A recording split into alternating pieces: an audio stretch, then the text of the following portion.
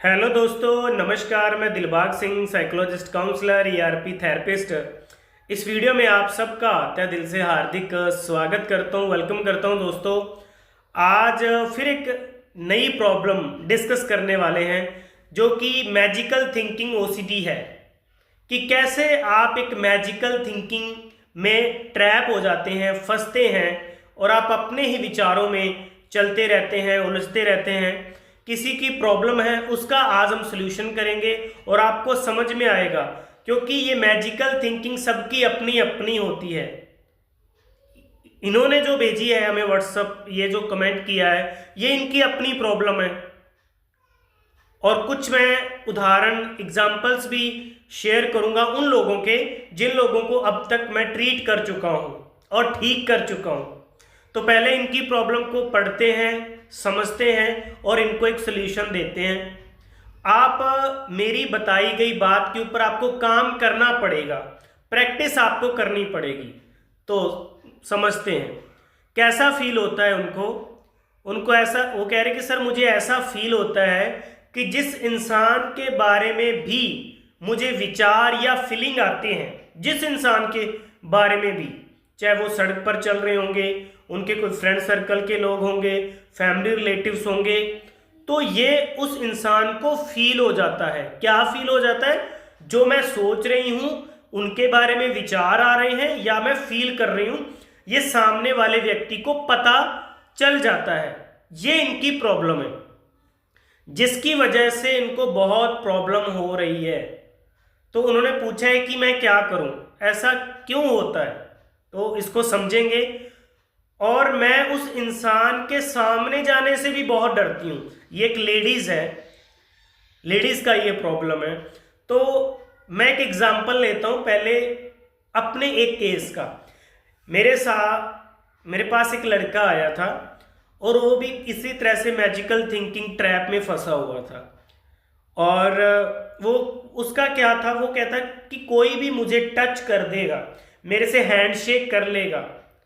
जैसे हम जब भी फर्स्ट टाइम किसी को मिलते हैं अपने फ्रेंड सर्कल में या किसी अननोन में, तो हम नमस्ते करते हैं या हैंडशेक करते हैं, मतलब हाथ मिलाते हैं या गले मिलते हैं। अगर कुछ ज़्यादा क्लोज है तो हम गले मिलते हैं। उनको ऐसा लगता था कि जो मेरी अंदर की जो मैंने सीखा है, जो भी मुझे नॉलेज है, वो सामने वाले के अंदर चला जाएगा। ये उनका प्रॉब्लम था। समझ में आया?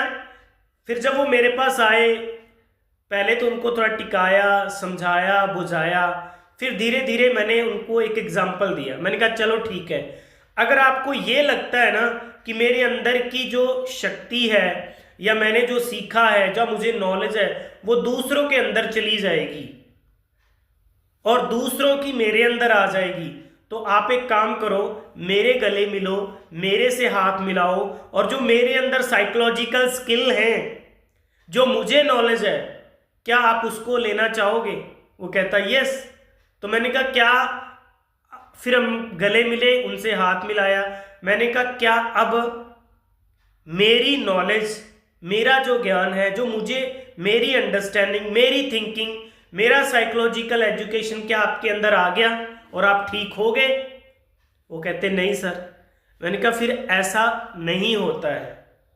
तो इसीलिए मैं अब आपको भी एक एग्जाम्पल देना चाहूँगा, आप इसके ऊपर काम करके देखें।